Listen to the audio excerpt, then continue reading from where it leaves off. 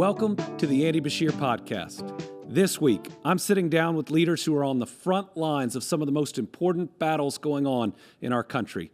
We'll start with Sam Bregman. He is running for governor in New Mexico, and we'll talk about public safety and accountability, and we might just ask him about his son's baseball career. And then, candidate for Oklahoma Governor Cindy Munson is going to talk about what it means to run as a Democrat in a deep red state. We'll talk back and forth about that one. I know a little bit about it. And then the head of Democracy Forward, Skye Perryman, is going to talk about defending our Constitution and the rule of law in an honest conversation about leadership, courage, and standing up for what you believe in, especially when it's hard. Remember, you can download the podcast wherever you get your podcast or on the SiriusXM app. Catch a new episode each week on SiriusXM's Progress channel or watch us on YouTube at Andy Beshear Podcast. Make sure when you go there, you click subscribe. And feel free to put questions in the comments, and maybe, just maybe, you'll hear it read on the Andy Beshear Podcast. Finally, remember, my new book, Go and Do Likewise, is now available for pre-order wherever you order your books. With that, this is a packed episode. Let's get to it. Hey, podcast family. Yours truly is now a published author. My new book, Go and Do Likewise, is available September 22nd, but you can pre-order it right now. There'll be the hardcover, the ebook, and the audiobook. It talks about how we can reclaim faith as a force for good in public life, how it can help us heal our divided communities. And it offers a strong rebuke to Donald Trump and anyone else using faith to hurt people instead of help people. It's based on the idea that parable, the Good Samaritan, that tells us everyone is our neighbor and we have a duty to each of them, is more than just a story, it's an instruction. At the end of the parable, Jesus looks at the crowd and says, "Now go and do likewise." In the book, I'll talk about the aftermath of tornadoes and floods, where I saw the very best of people. But I'll also tell you about public figures who've used faith for the very worst. This book is about building better communities. It's about bringing us together and how we heal this country. So once again, this new book, Go and Do Likewise, available September 22nd, but go ahead and pre-order it right now.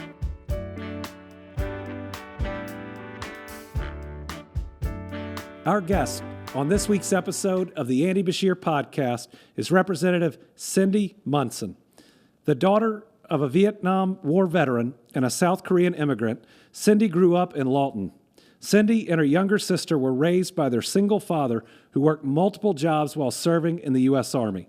To make ends meet, her family had to move every year, chasing cheaper rent. Cindy would move 10 times before graduating high school, all in the same town.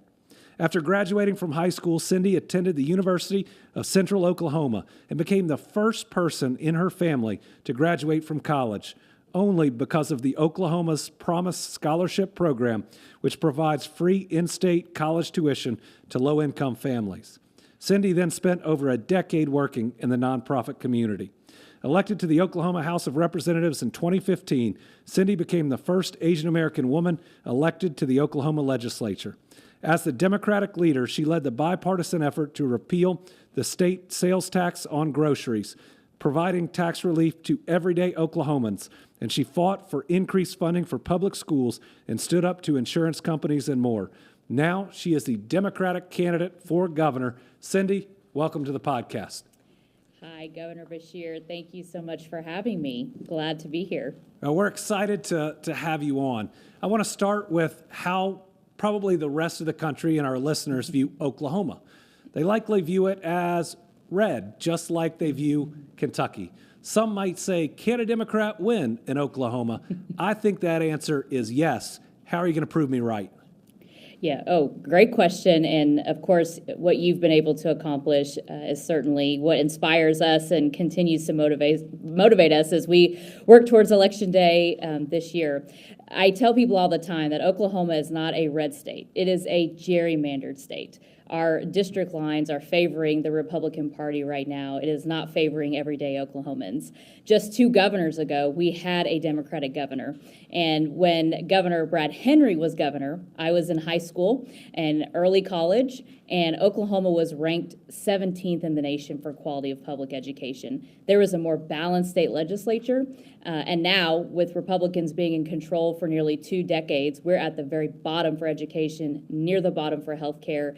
And so what this proves is that when you have more balanced government, when you have a Democratic governor, things are much, much better for those across our state. And my focus is doing what I've always done. I flipped a Republican-held seat, never once held by a Democrat, in central Oklahoma City, because I knocked doors, I listened to people, I had hard conversations face-to-face, and that's what I'm doing as I travel the state of Oklahoma, and have been doing that now for 10 months, yesterday, and have been able to have honest conversations about really tough issues. And what I hear over and over again is they want their next governor focused on the issues that matter to them, and that means education, healthcare, and getting our economy on track.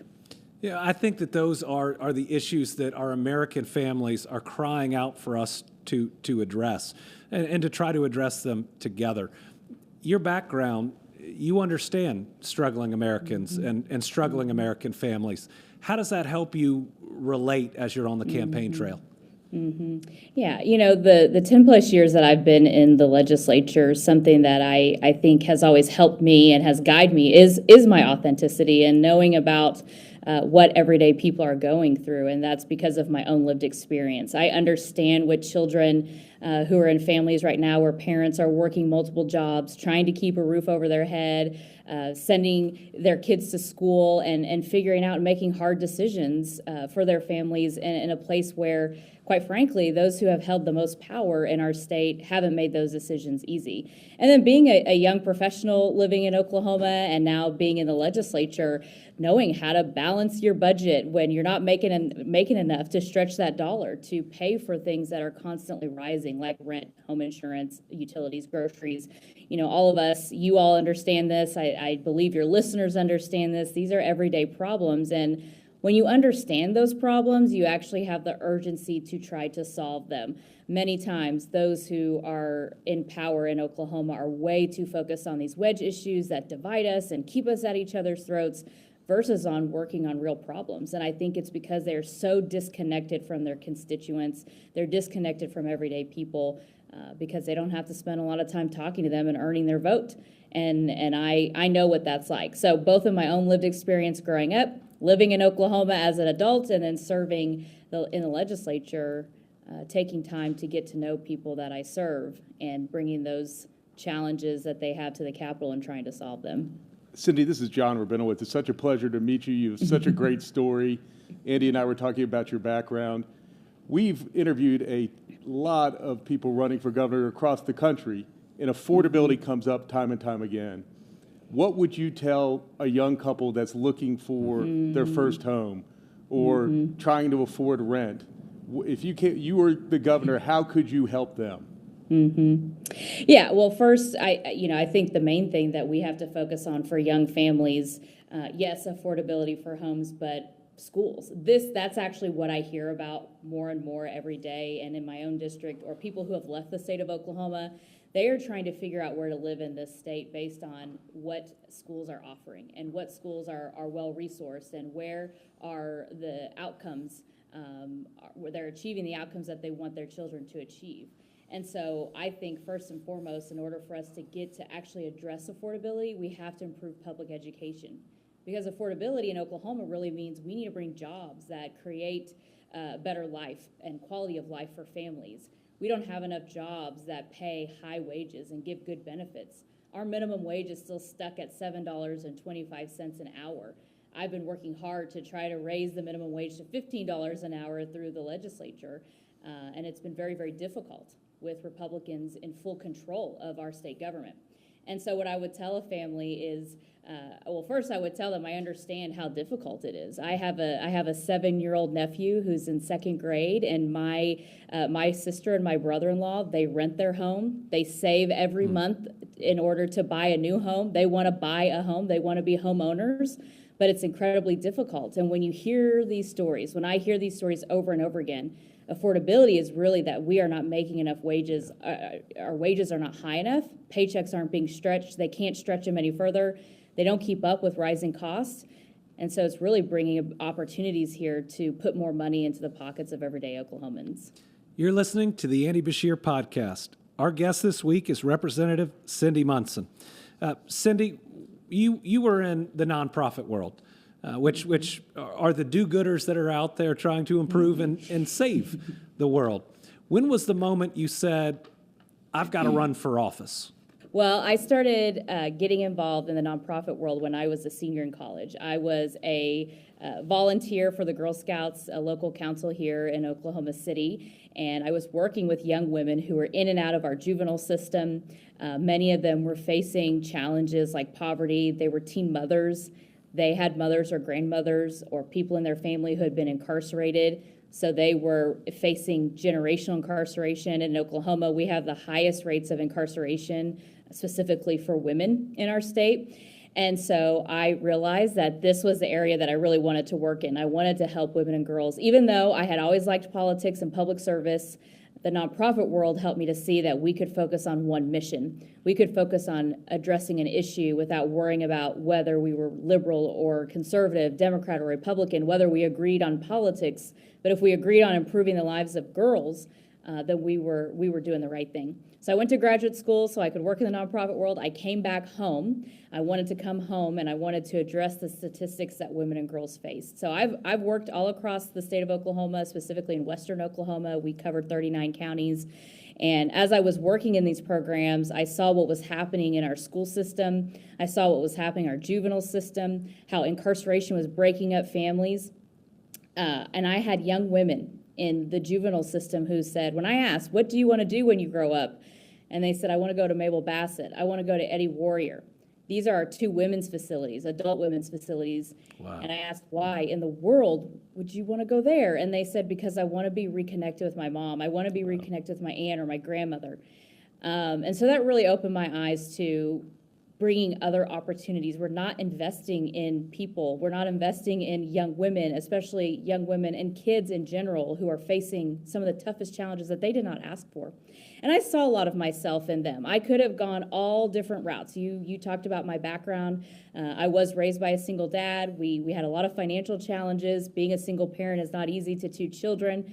So I could have gone all different places, but it was because of my public school. It was because of my church. It was because of adults that surrounded me and put me on a positive path. And it was one evening, I had actually been asked to run for state representative. I was 28. This was in 2013. And my first answer was no, because I was like, I love what I do. I don't want to get into political fights. I just want to solve problems for girls. But I had a young girl in a juvenile system here in Oklahoma County. She was 11 years old. She was already pregnant. And I had seen the cycle. I already knew she was going to go back to a neighborhood that wasn't safe, a school that was under-resourced, and she was going to be shunned and treated differently because now she is pregnant. And that was when I made the decision. I said, I have to run for state representative. I have to elevate these stories. I have to do something when I get into the legislature. If we can't take care of young women that are in our juvenile system, that are in our incarceration system, then we really are failing the entire state. These are people who have potential, who have gifts, and if we don't invest in them, we're going to be paying for high incarceration bills versus getting them to be out in our community and making positive change. So that's when I decided we need different policymakers. We need people who understand. And I didn't win that first race. I did win my second race, and I have been a champion and advocate for young women and girls the decade I've been in the legislature. So, Cindy, listening to your story, it is fascinating and inspiring. But why now do you want to run for governor?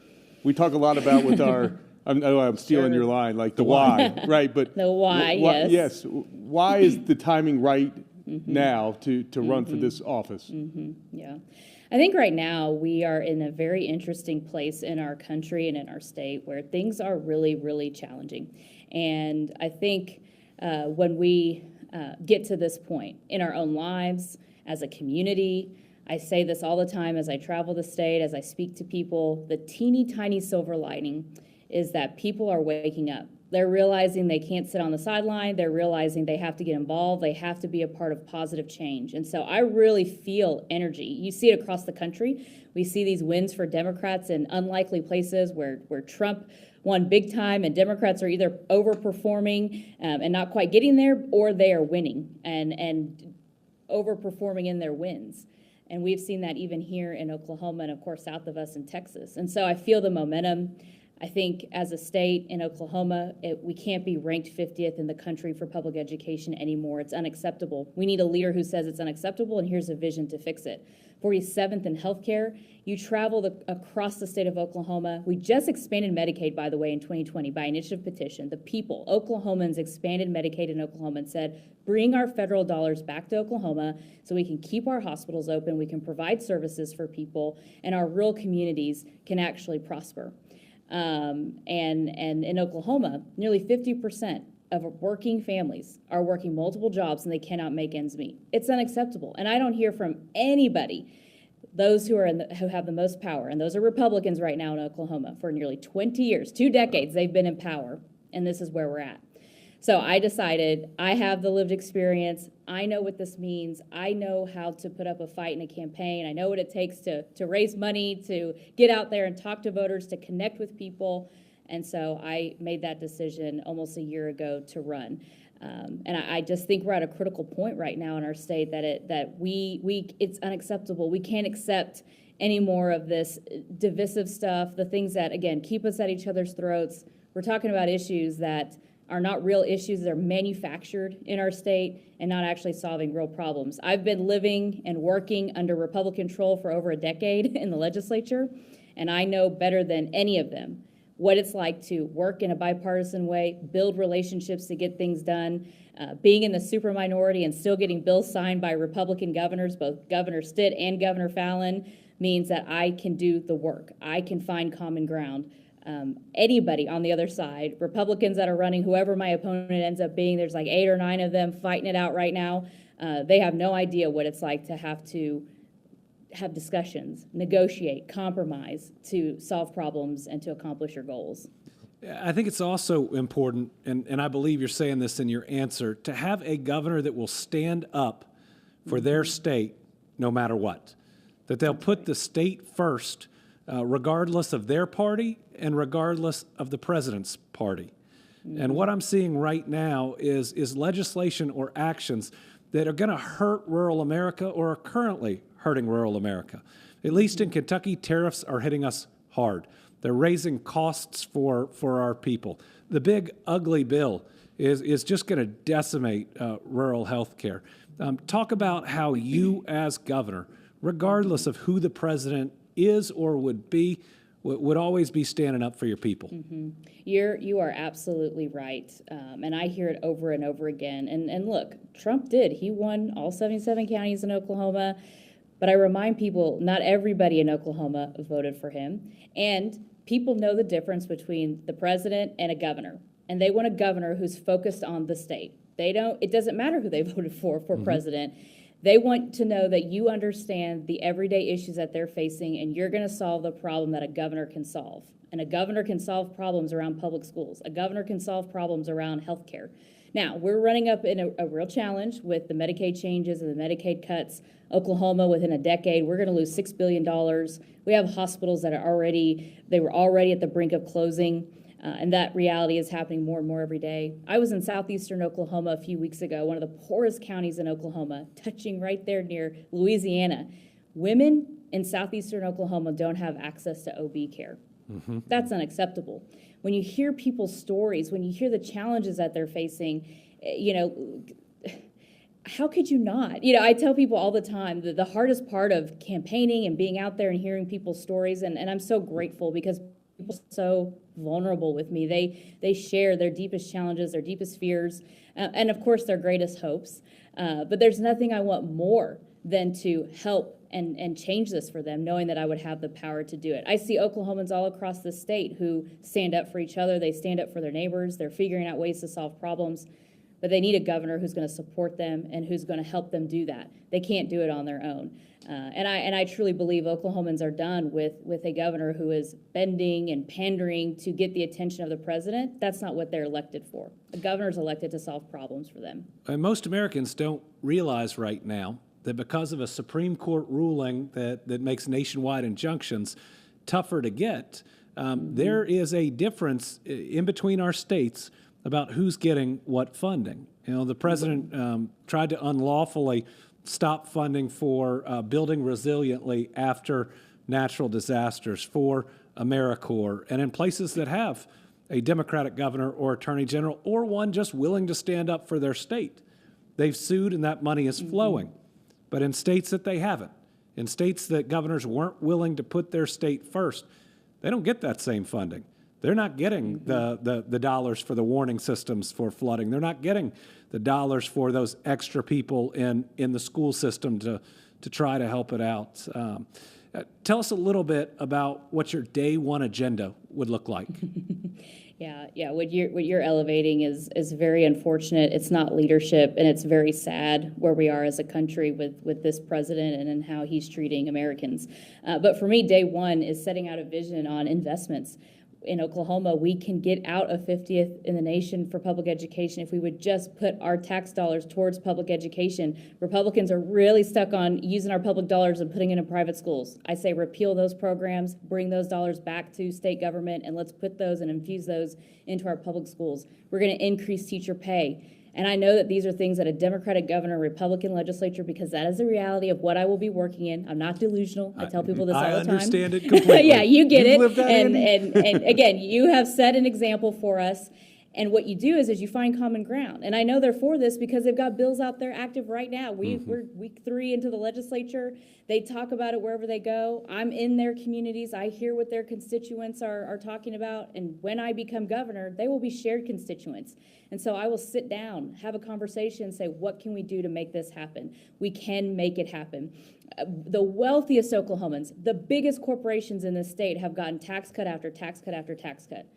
We can find ways to bring those dollars back. Tax credits, tax exemptions. Let's use those dollars to help everyday people, and let's start with education. And the next will be healthcare. And again, I am fully aware that we're going to have a huge challenge. We already have a challenge in our hands and in our laps right now as a state. But I do believe if we can pull our education system out of last, if we can show teachers, show students and families, we care about public schools. We're going to make these critical investments. We're going to make sure you have counselors. We're going to make sure you have literacy coaches that Republicans are advocating for right now. But we're going to put the resources behind them. And I think that's going to show the country. It's going to show businesses. We're serious about taking care of our people, and we want you to come and invest in Oklahoma just like we're investing in ourselves. But education will be number one. We also like for our listeners to get to know the candidates a little bit.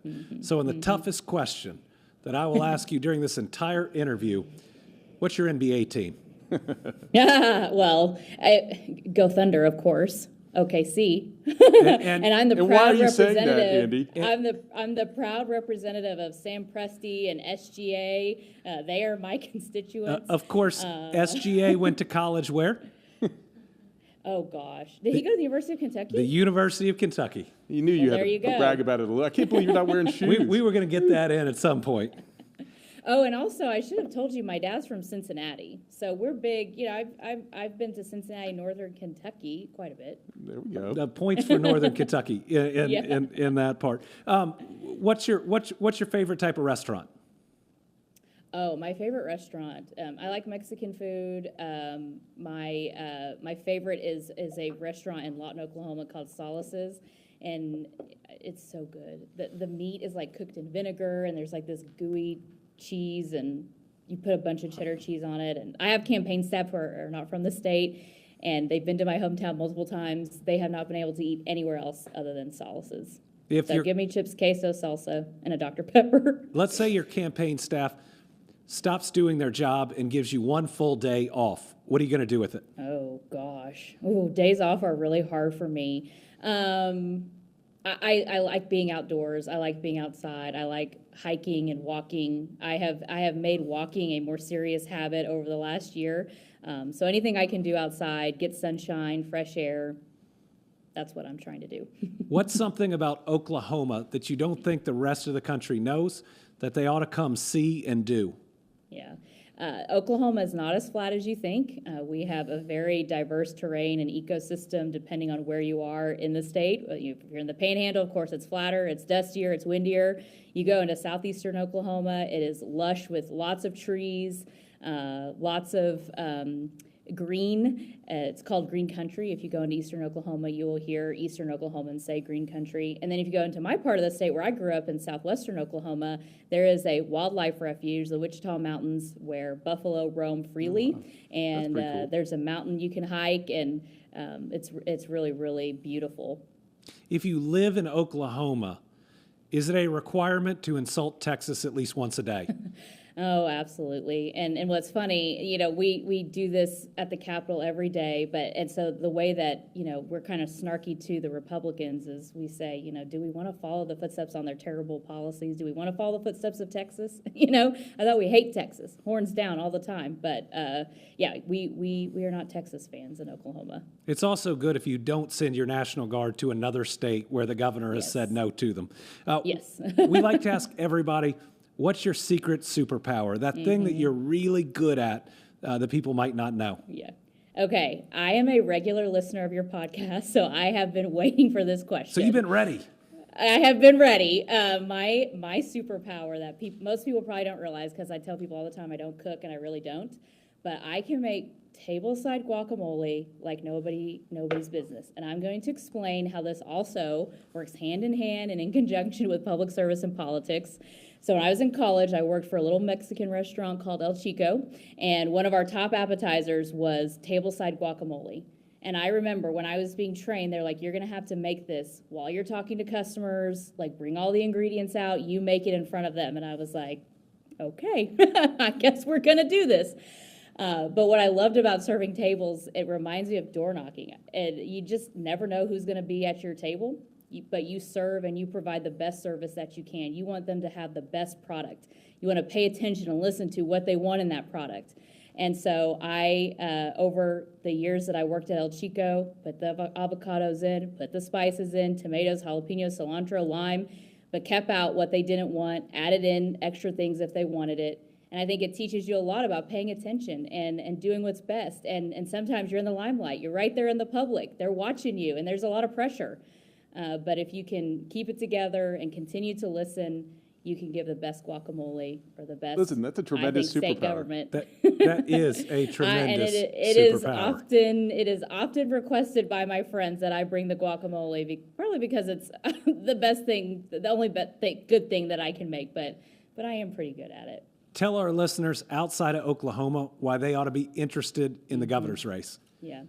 When you think about some of the most extreme policies that you have heard of that you think are just absolutely ridiculous, whether it's harming women and access to reproductive health care, not investing in public schools, again, these divisive and extreme policies that are hurting us, unfortunately, a lot of them start right here in Oklahoma because we don't have the balance. We don't have the leverage as Democrats, or I would even say more moderate Republicans, to push back on these things. And so looking at a state like Oklahoma, if you care about healthcare, if you care about education, Oklahoma deserves your attention. Oklahoma deserves a new leader who has a vision to take care of everyday people.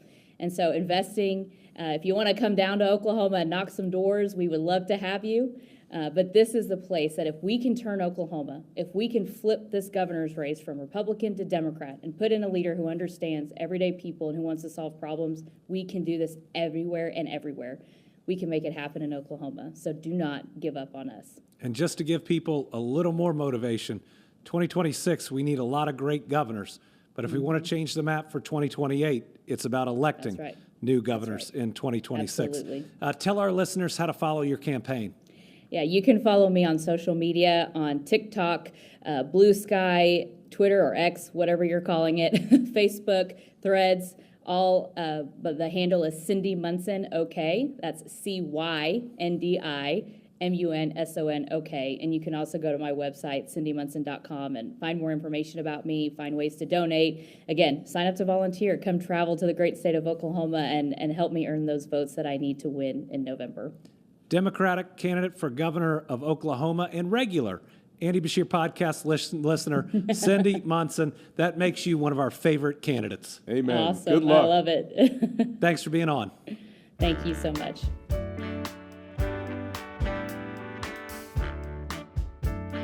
Now, on the Andy Beshear Podcast, we welcome Sam Bregman, a lifelong Democrat, prosecutor, and dedicated public servant who is running to be the next governor of New Mexico.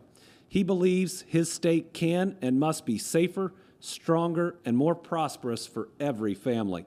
Sam began his career more than 30 years ago as an assistant district attorney, prosecuting violent criminals and standing up for victims.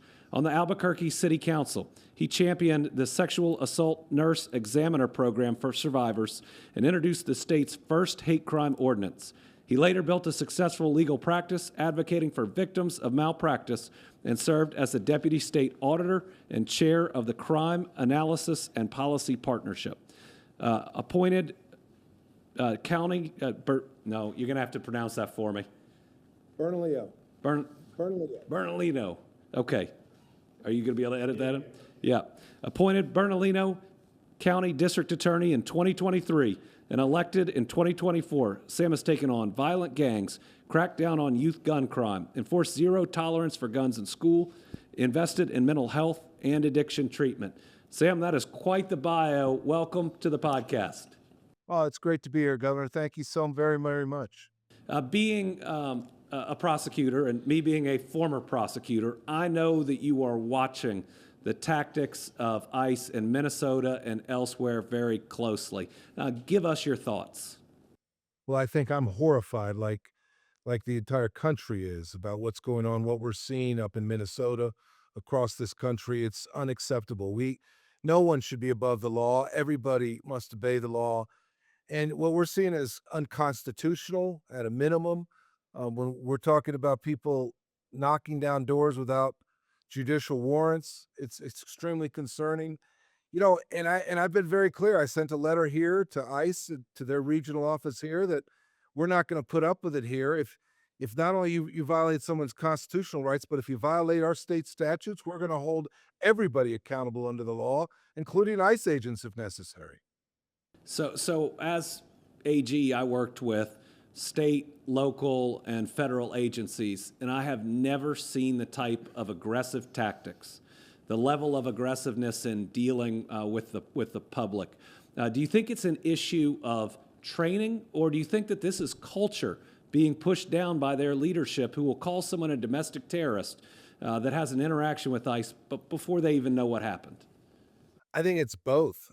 I'm hearing from law enforcement officers that have left a local agency, gone off because they were lured by a big bonus, if you will, to go join up with ICE. They go through a little bit of training and they come back to New Mexico and say, no, thank you. Don't want any part of that, because here in New Mexico, we do teach constitutional policing. That's extremely important here. And every law enforcement agency here in New Mexico abides and respects the Constitution. Now, I also think it's a cultural thing, because they are absolutely, I think, being told it doesn't matter, just without a warrant, without reasonable suspicion, without probable cause, just go ahead and do what you need to do to get him out of the car, break the window and say, show me your papers. This isn't the country that I grew up in. This is outrageous in so many different ways. And that's why we're taking such a strong stand on it. New Mexico is a minority state. We have more Hispanics here than others. And it's extremely important that the Constitution is followed and people are not targeted because of the color of their skin or because they have an accent. It's unacceptable. We're not going to put up with it here. Well, Sam, this is John McConnell. You built your career as a prosecutor, as you've mentioned. Why is now the moment to run for governor? Listen, we've been able to get a lot of things done here in the DA's office in a short time. We've just been ranked as one of the best places to work in all of New Mexico, the top 10. We have really focused on making sure that we have a culture to work in kind of a results-oriented office where we want to see the results and we go get those results. I think I can bring the same thing to New Mexico. New Mexico faces so many challenges. We've never lived up to our true potential. And this campaign's being being run on the very same issues that people talk about every day at their breakfast table or their dinner table, whether or not it's crime, education, healthcare, economic opportunity. Right now, we're ranked as first in crime and 50th in education. Obviously, those two intersect each other. We know that. But we've got a lot of work to do here. And this is a place where I've raised a family. I've had a hell of a career. I've enjoyed every bit of it. I want to make sure every New Mexican has the same kind of opportunities that I and my family have had here in New Mexico. So it's time, and and I'm at a position in my life where I can give back. And that's what I want to do.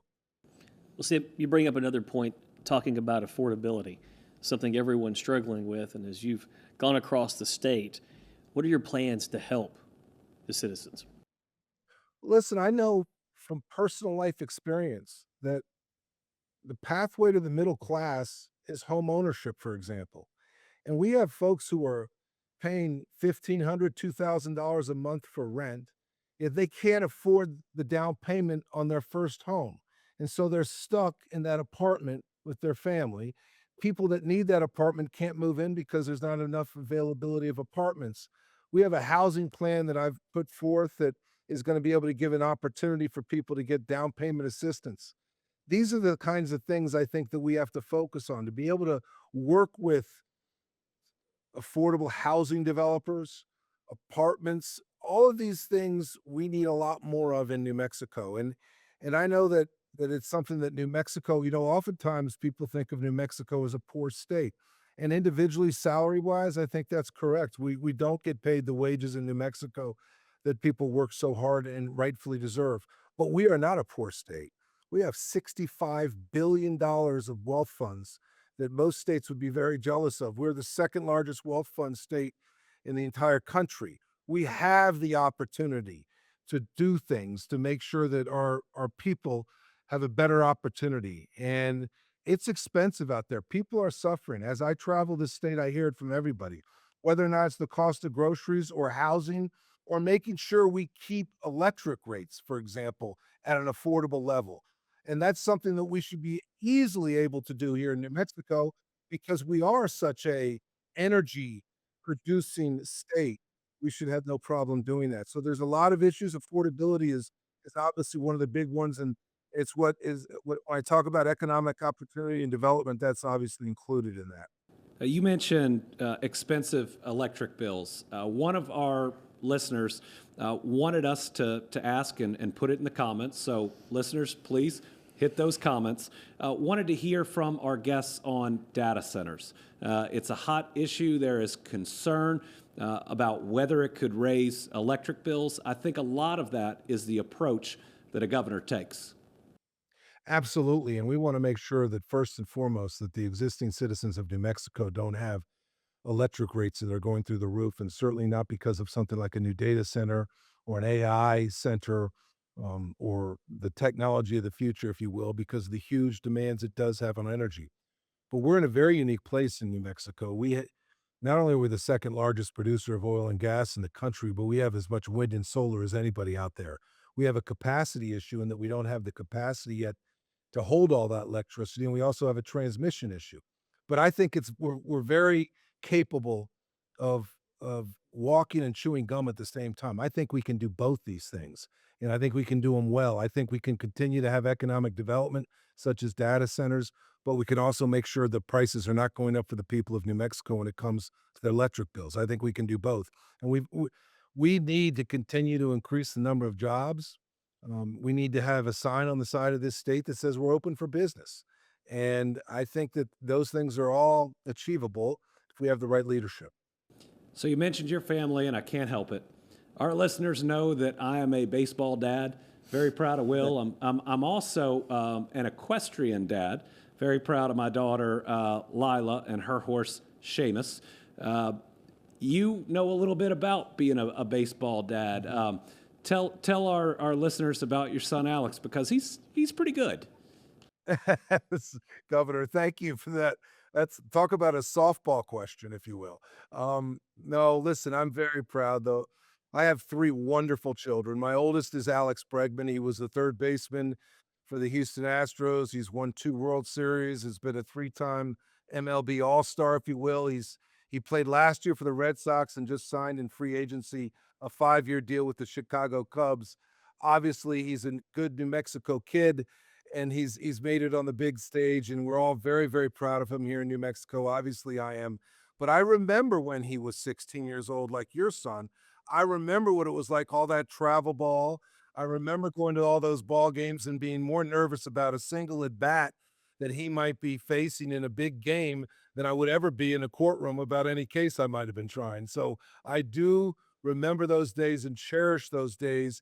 And whether or not it was high school ball or travel ball or college ball, and now, of course, in the MLB, it's a real, I mean, I want to get pinched all the time. Somebody wake me up, because it's been a real fun time.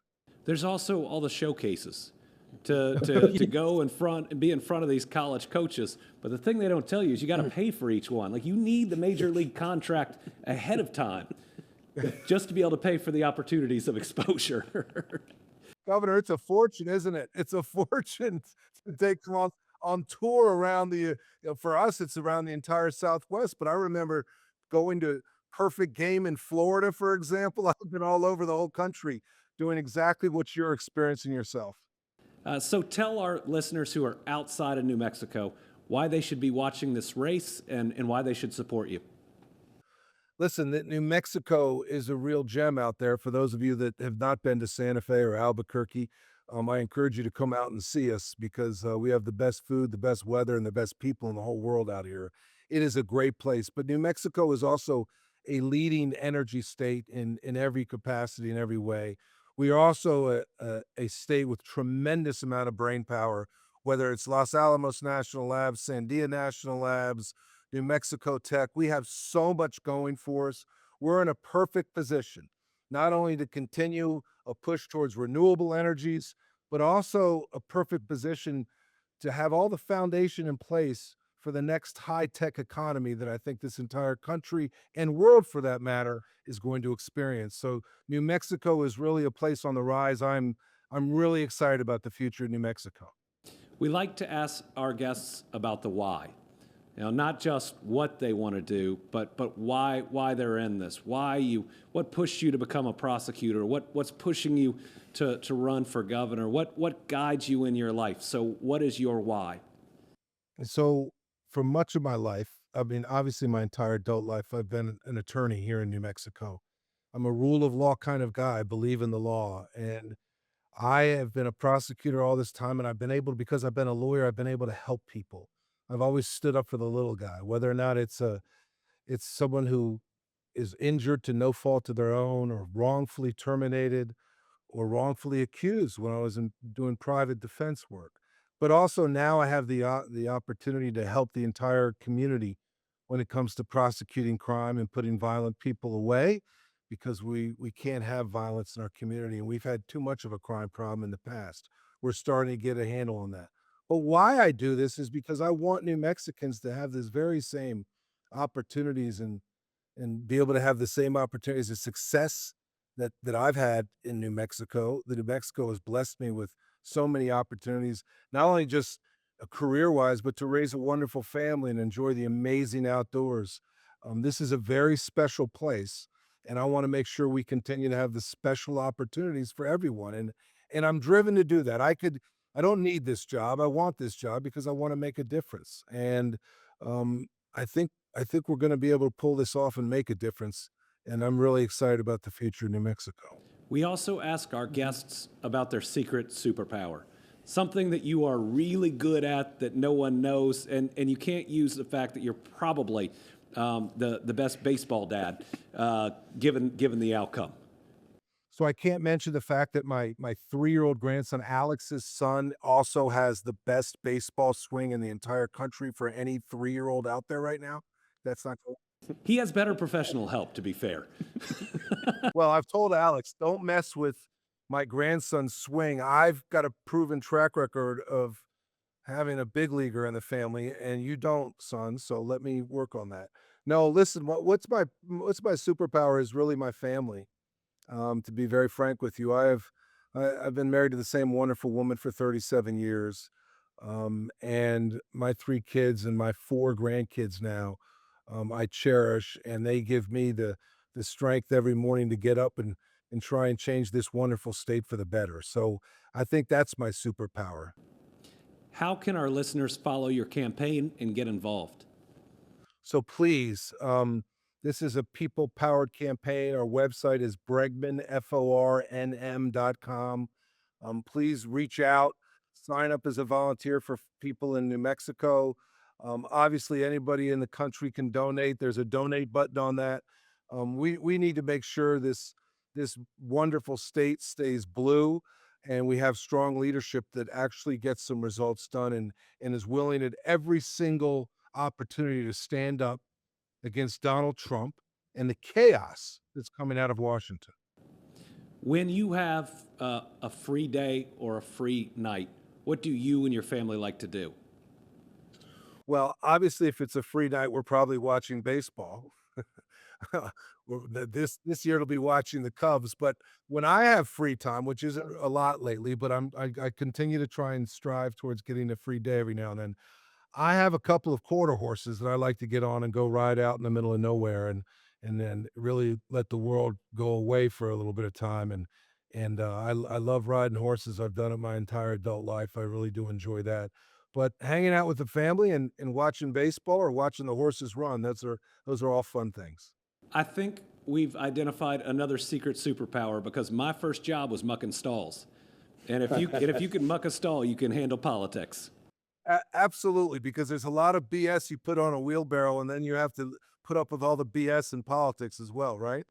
Sam, best of luck, and thanks for being on the podcast. Governor, thank you. Thank you all very, very much. Appreciate it. You're listening to the Andy Beshear Podcast. This week, the return of our segment called Statement of the Case, except in this instance, it's going to be the statement of a whole lot of important cases. I'm joined by Sky Perryman, the CEO of Democracy Forward. Democracy Forward is a nonpartisan legal organization that promotes democracy through litigation, regulatory engagement, communications, policy education, and research. She was named as one of the 2025 100 most influential people in the world by Time magazine. I only made their next list, so congratulations. Since January 2025, Democracy Forward has played a leading role in inspiring courage and in protecting the American people from harmful and unlawful federal executive action. Skye, welcome to the podcast. Thanks for having me. I'll start off by telling our listeners a little bit about your organization and how it stands up to this administration when it violates the law.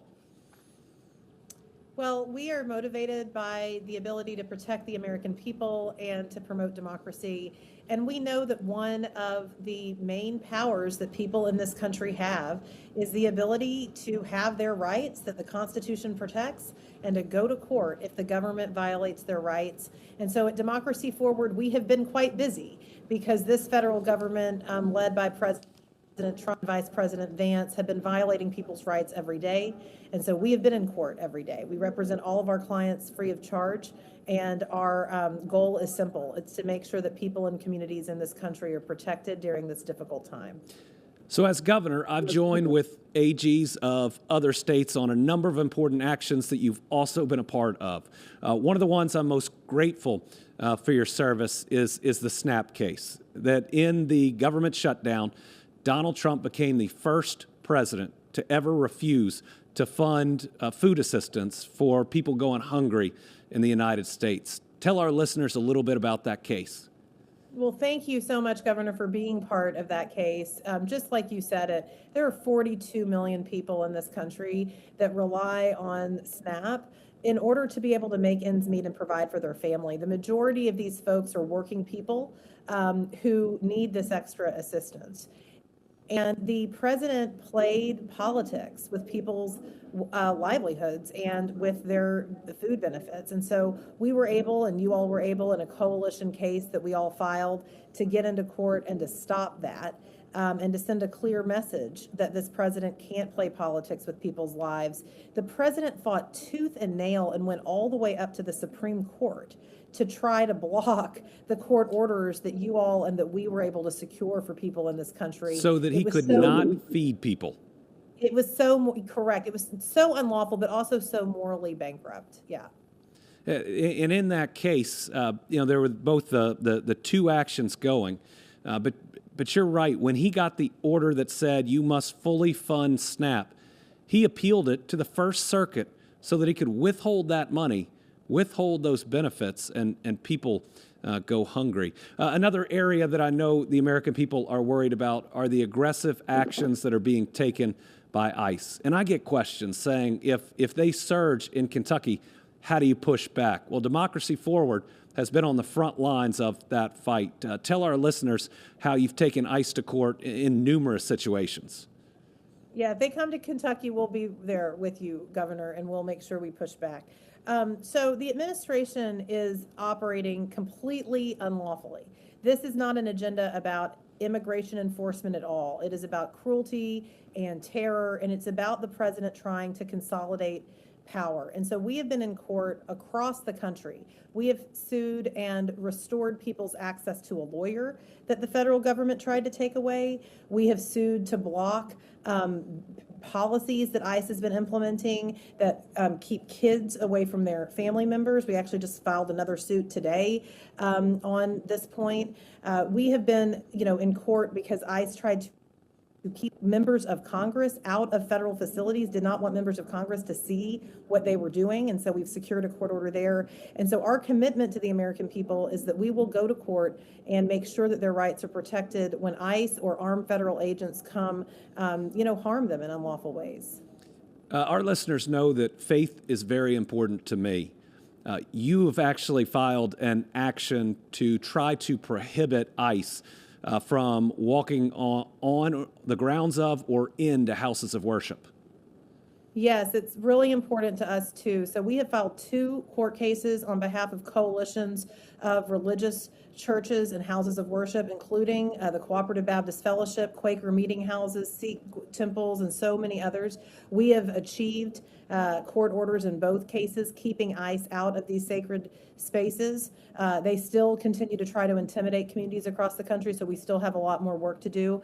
That's an essential part of our work. And when you mentioned faith, Governor, in the SNAP case, we represented coalitions of churches that were going in to try to protect people's SNAP benefits. It was a really beautiful message to send, and then that tells you how horrible it was that the president is sort of, on the other side of churches that are just trying to feed people or enable people to worship freely. Yeah, the miracle of the fishes and the loaves is so important. It's in the first 4 books of the gospel. It tells us that there should be enough for everyone, but this president did everything he could to make sure that was not the case. So the American people are really worried right now about the upcoming elections. They see what happened in Georgia, where agents went in and seized ballots. Tell us what Democracy Forward is doing to make sure we're going to have full and fair elections. Well, we are doing a lot. We are looking at what the president is doing and making sure as he tries to distract and make all these statements and things that people, think are unbelievable, we believe that he's actually up to quite a nefarious attempt to undermine and to subvert our elections. We sued DOJ in a number of cases last year because they were in federal agencies and taking the American people's data. The Department of Justice lied to the court and filed papers in court that said that DOJ officials didn't have access to the American people's data. They've now come clean in our cases and have said that actually these officials did have access to our personal data, and that one DOJ team member signed a voter data agreement with a third-party organization that, by the government's own admission, has been involved in trying to overturn state election results. So we believe that the president's schemes likely go far beyond even what the mainstream media is reporting right now. We are investigating it. We will go to court and we will protect people's data and protect people from the trying to subvert the election. We are also going to be prepared for if the president tries to militarize cities and communities across the country right before the election to try to create manufactured crises to somehow delay the election. So you'll see us engaged in all of these things. We want to make sure that every American knows that we will do everything in our power to protect their right to vote. I think the president repeatedly underestimates the American people. If he tries to militarize or put agents around the voting locations, I know we will push back. We will go to court. But I think you would see huge lines of Americans. I think that they would be singing in those lines because you don't take away somebody's right to vote.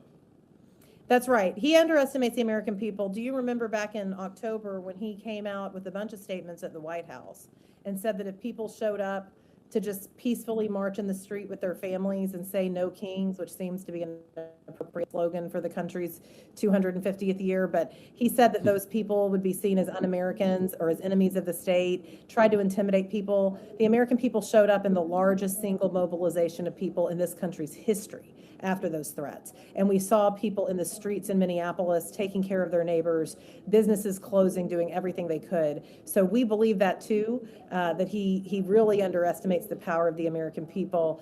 But it's going to be a year where we're going to need every single American to do what they can to make it clear to this president that we are going to vote and that we're going to demand that our votes be counted. With all this important work, how can our listeners follow and support your organization?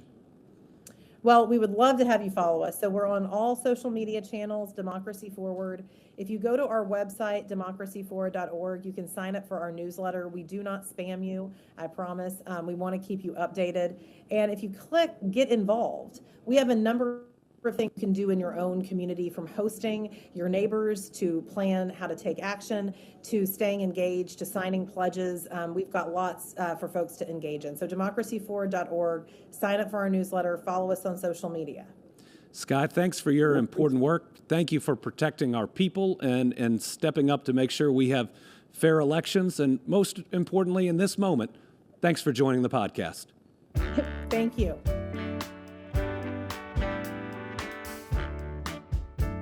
Here on the Andy Beshear Podcast, we have a segment called In My Kentucky Accent. It's where I talk about what's on my heart and on my mind. And this week, I want to talk about the Supreme Court finally doing its job, upholding the rule of law. I'm talking about the case where they ruled against the president, saying he does not have the power to unilaterally set tariffs the way he's been doing it. Tariffs are a tax on the American people. And we've already seen the numbers, the receipts that show that we, the American people, and our American businesses are paying 90% of the cost of every tariff Donald Trump is putting in place. So yes, Donald Trump has been raising our taxes and changing our taxes at his whim for far too long. Now, it should stop. Donald Trump's at the bottom of the hole. He should stop digging. But guess what? He's doubling and tripling down. After the Supreme Court has told him he's violating the Constitution, he is breaking the law, is he going to try to do it right? Probably not. But it's going to be a lot harder for him moving forward. Remember, this president has to follow the law just like everybody else. How do I know? The Supreme Court just told him so. Hey, everybody, it's me and John Rabinowitz. John, you know what I can't get enough of? What's that? Merch from the Andy Beshear Podcast. I'll tell you what, we got hats, we got mugs, we got polos. New polos. Brand new. We got sweatshirts and tote bags. Don't forget those tote bags. Listen, there's 0% chance of me using a tote bag, but my 3 daughters, absolutely. They are all made in the USA. They are union printed, and Winnie merch is on the way. Head over to andybeshearpodcast.com, click on the merch store, and order now. It's going to be really depressing when Winnie outsells us 5-1. Oh, at least 5-1. Get ready for it. Oh, no.